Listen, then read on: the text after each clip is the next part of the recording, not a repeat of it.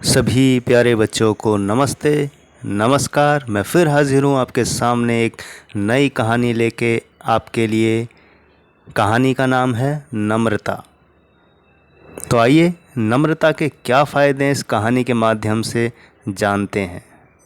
तो बिना देर किए शुरू करते हैं कहानी नम्रता। किसी गांव में एक बुढ़िया रहती थी। उसके 2 लड़के थे। बड़े लड़के का नाम सुरेश था और छोटे का महेश। सुरेश जब पढ़ने लगा तब बुढ़िया ने उसे एक नगर की पाठशाला में भेज दिया। वह उसके लिए हर महीने कुछ रुपए भेजती थी।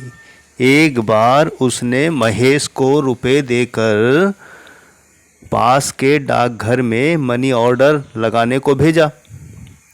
गांव के छोटे डाकघर में एक पोस्टमास्टर ही होते हैं, उन्हीं को सब काम करना पड़ता है।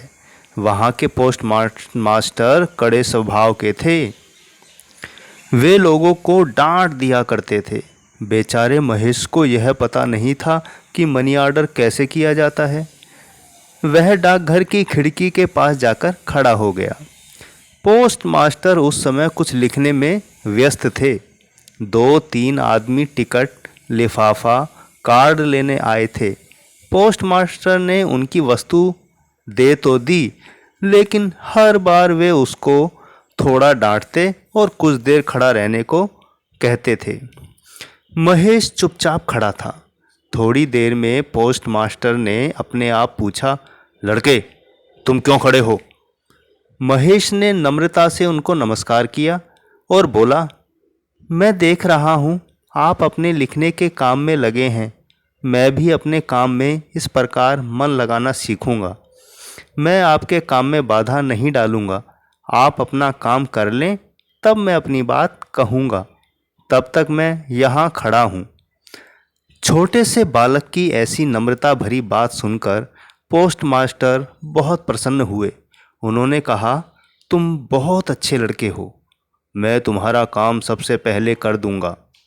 महेश ने उत्तर दिया, मैं अपने बड़े भाई को रुपए भेजना चाहता हूँ। मुझे पता नहीं कि रुपए कैसे भेजे जाते हैं। पोस्ट मास्टर महेश के नम्रता भरे व्यवहार पर खुश थे। उन्होंने कहा, लाओ रुपए दो और अपने भाई का पता बताओ। मैं स्वयं तुम्हारा फॉर्म भर दूँ। ऐसा कहते हुए उन्होंने मनी ऑर्डर का फॉर्म लिया और अपने हाथ से उसे भर दिया। फिर उन्होंने उस पर महेश की सही करवा ली, यानी कि साइन करवा लिए। डाकघर की मोहर लगाकर महेश को रसीद दे दी।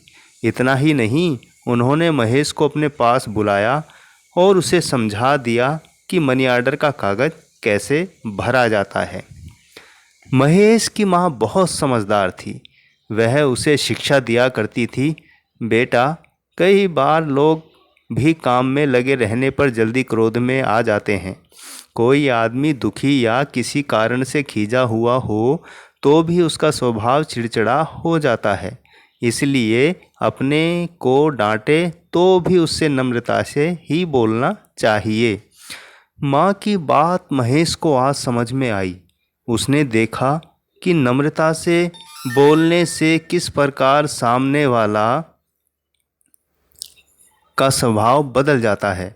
उसको क्रोध आया रहने पर भी वह शांति से बात करता है।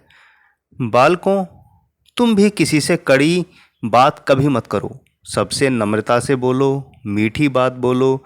ऐसा करने से सब लोग तुम्हारा आदर करेंगे और तुम्हारा काम वे सबसे पहले कर देंगे। तो प्यारे बच्चों, कहानी समाप्त हुई छोटी सी। इससे सीख हमें मिलती है कि सबसे प्रेम से बोलना चाहिए, क्योंकि सभी परेशान हैं। जैसे कि आजकल का कोरोना का समय चल रहा है, सभी बौखलाए हुए हैं, डरे हुए हैं। तो ऐसे में झगड़ा ना करके प्यार से ही बात करनी चाहिए, खुश रहना चाहिए और नम्रता से व्यवहार करना चाहिए। इसी के साथ मैं लेता हूँ विदा। मिलता हूँ अगली कहानी को लेकर जल्दी ही। तब तक के लिए अलविदा। आप अपना ध्यान रखें, खुश रहें, स्वस्थ रहें।